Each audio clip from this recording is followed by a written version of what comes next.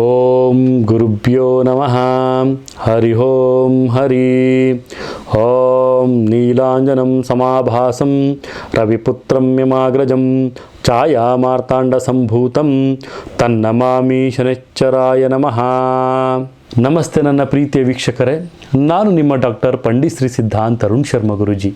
ವಿಶೇಷವಾಗಿ ಇವತ್ತಿನ ಒಂದು ಸಂಚಿಕೆಯಲ್ಲಿ ನಾವು ಸೂರ್ಯಪುತ್ರನಾದಂತಹ ಶನಿಯ ಒಂದು ವಕ್ರತ್ವ ಏನೀಗ ಪ್ರಾರಂಭ ಆಗ್ತಾ ಇದೆ, ಜೂನ್ 29ನೇ ತಾರೀಕು 12:35 ವಕ್ರಿಯ ಚಲನೆ ಪ್ರಾರಂಭ ಆಗ್ತಾ ಇದೆ. ಏನಪ್ಪ ಇದು ವಕ್ರಿಯ ಚಲನೆ ಅಂದರೆ ಏನು? ಶನಿ ವಕ್ರಿ ಅಂದರೆ ಏನು?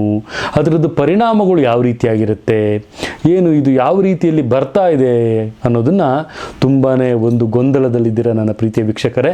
ವಿಶೇಷವಾಗಿ ಇದಕ್ಕೊಂದು ಮಾರ್ಗ ನಾನು ನಿಮ್ಗೆ ತಿಳಿಸ್ತೀನಿ.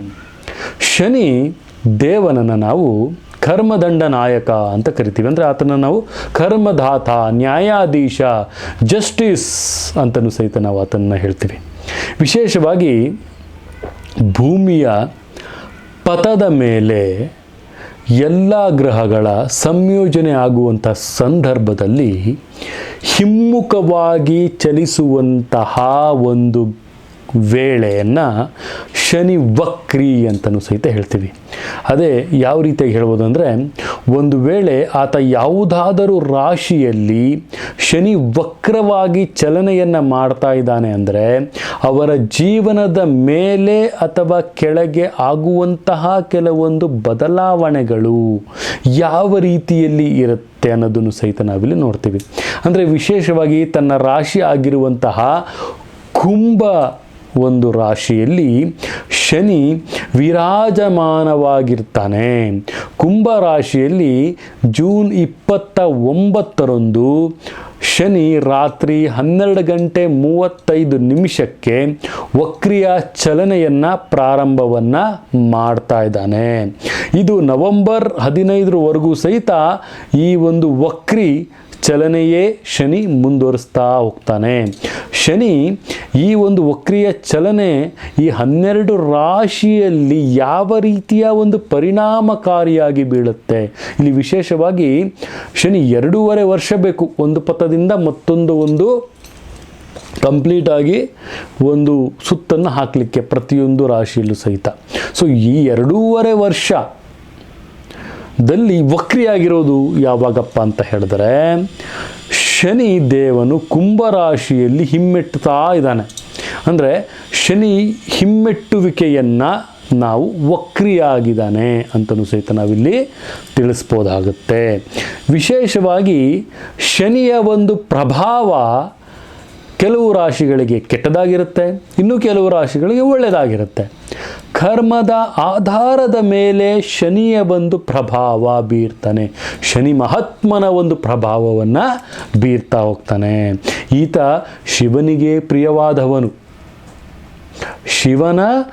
ಶಿವನಿಗೆ ಪ್ರಿಯವಾದವನು ಶಿವನಿಗೆ ಬಿಟ್ಟಿಲ್ಲ ಶನಿ. ಹಾಗೆ ಇನ್ನು ಕಡು ಮಾನವರಾದಂತಹ ನಮ್ಮ ಮೇಲೂ ಸಹಿತ ಈತನ ಪ್ರಭಾವ ಬಿಡೋಕ್ಕಾಗುತ್ತಾ? ಕರ್ಮದಂಡ ನಾಯಕನಾದಂತಹ ಶನಿ ಧರ್ಮಕ್ಕೆ ಧರ್ಮವನ್ನು ಕೊಡ್ತಾನೆ, ಕರ್ಮಕ್ಕೆ ಕರ್ಮವನ್ನು ಕೊಡ್ತಾನೆ. ಇದೇ ರೀತಿ ನಮ್ಮ ಒಂದು 12 ರಾಶಿಗಳ ಮೇಲೆ ಯಾವ ರೀತಿಯಾಗಿ ಪರಿಣಾಮಗಳನ್ನು ಬೀರ್ತಾ ಇದ್ದಾನೆ ಅನ್ನೋದನ್ನು ನಾವಿಲ್ಲಿ ನೋಡೋಣ ನನ್ನ ಪ್ರೀತಿಯ ವೀಕ್ಷಕರೇ.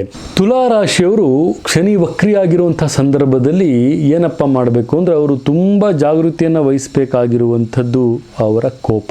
ವೃಶ್ಚಿಕ ರಾಶಿಯವರು ಶನಿ ವಕ್ರಿಯಾದಾಗ ಯಾವ ರೀತಿಯಾಗಿರಬೇಕು ಅಂದರೆ, ಈ ಒಂದು ಸಂದರ್ಭದಲ್ಲಿ ಅವರು ಕೆಲವು ಬದಲಾವಣೆಗಳನ್ನು ತಯಾರಾಗಿರಬೇಕಾಗುತ್ತೆ. ಅವರು ನೋಡಿ, change is a permanent word for a life ಅಂತ ಹೇಳ್ತೀವಿ.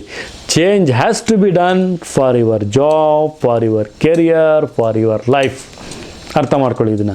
ಹೀಗಾಗಿ ತಮ್ಮ ಮಾನಸಿಕವಾದಂತಹ ಒಂದು ಅಪಮಾನಗಳಾಗುವಂಥದ್ದು, ಅವಮಾನಗಳಾಗುವಂತಹ ಸಾಧ್ಯತೆಗಳು ಕಂಡುಬರ್ತವೆ. ಅದಕ್ಕೆ ತಾವು ಧೃತಿಗೆಡದಲೆ ತಮ್ಮ ಆತ್ಮವಿಶ್ವಾಸವನ್ನು ತಾವು ಹೆಚ್ಚಿಸ್ಕೊಳ್ಳೋದು ಅತಿ ಮುಖ್ಯವಾಗಿರುತ್ತೆ ವೃಶ್ಚಿಕ ರಾಶಿಯವರಿಗೆ. ಇದರಿಂದಲೇ ತಮ್ಮ ಒಂದು ಜೀವನದಲ್ಲಿ ಇನ್ನಷ್ಟು ಹೆಚ್ಚು ಪ್ರಗತಿಯನ್ನು ತಾವು ಸಾಧಿಸ್ತಾ ಹೋಗ್ತೀರಿ. ಈ ಹಿಂದೆ ಕಳೆದು ಹೋಗಿರುವಂತಹ ದಿನಗಳನ್ನು ಮತ್ತೆ ಮೆಲುಕು ಹಾಕಿಕೊಂಡು ಅಲ್ಲಿನ ಒಂದು ದುಃಖವನ್ನು ದುಃಖವನ್ನು ಮತ್ತೆ ತಾವು ಅವಲೋಕನವನ್ನು ಮಾಡೋದರಲ್ಲಿ ಯಾವುದೇ ಒಂದು ಲಾಭ ಇರೋದಿಲ್ಲ ನನ್ನ ಪ್ರೀತಿಯ ವೀಕ್ಷಕರೇ. ತಮ್ಮ ಜೀವನದ ದುಃಖವನ್ನು ಇನ್ನಷ್ಟು ಹೆಚ್ಚಾಗುತ್ತೆ ವಿನಃ ಆ ಸೋಲಿನ ಕಡೆಗೆ ತಾವು ಹೋಗ್ತಿರೇ ವಿನಃ ಒಂದು ಗೆಲುವಿನ ಕಡೆಗೆ ತಾವು ಹೋಗೋದಿಲ್ಲ. ದುಃಖವನ್ನು ಮರೀರಿ, ಗೆಲುವಿನ ಬಗ್ಗೆ ಜಾಸ್ತಿ ಕಾನ್ಸಂಟ್ರೇಷನ್ ಮಾಡಿ ವೃಶ್ಚಿಕ ರಾಶಿಯವರು. ಅದು ಮೆಲುಕು ಹಾಕ್ತಾ ಹೋಗ್ತಾ ಇರ್ತೀರಿ ತಾವು, ಅದನ್ನು ಮೆಲುಕು ಹಾಕ್ತಾ ಅದರಲ್ಲಿ ಅದೇ ನಾವು ಹೇಳ್ತೀವಲ್ಲ, ಕೆಸರಲ್ಲಿ ತಾವು ಎಷ್ಟೇ ಒಂದು ಕಡ್ಡಿಯನ್ನು ಅಲ್ಲಾಡಿಸಿದ್ರು ಸಹಿತ ಆ ಕೆಸರು ಇನ್ನೂ ಕೆಸರಾಗುತ್ತೆ ವಿನಃ ಅದು ತಿಳಿನೀರಾಗೋ ತನಕ ತಾವು ಕಾಯಬೇಕಾಗುತ್ತೆ.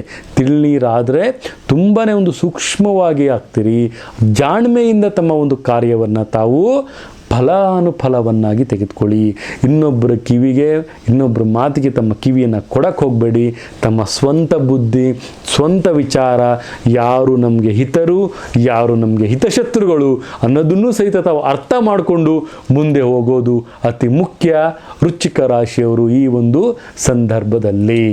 ಇದೇ ರೀತಿ ದ್ವಾದಶ ರಾಶಿಗಳ ಫಲಾನುಗಳ ಮೇಲೆ ಯಾವ ರೀತಿ ಶನಿಯ ಒಂದು ವಕ್ರಸ್ಥಾನದಲ್ಲಿ ಬರ್ತಾಗ ಹೇಗೆಲ್ಲ ಯಾವ ವಿಚಾರದ ಬಗ್ಗೆ ಈ ದ್ವಾದಶ ರಾಶಿಗಳು ತುಂಬಾ ಜಾಗೃತಿಯಾಗಿರಬೇಕು ಅಂತ ಈ ಒಂದು ವಿಡಿಯೋದಲ್ಲಿ ನಾನು ನಿಮಗೆ ತಿಳಿಸ್ಕೊಡ್ತಾ ಇದ್ದೆ.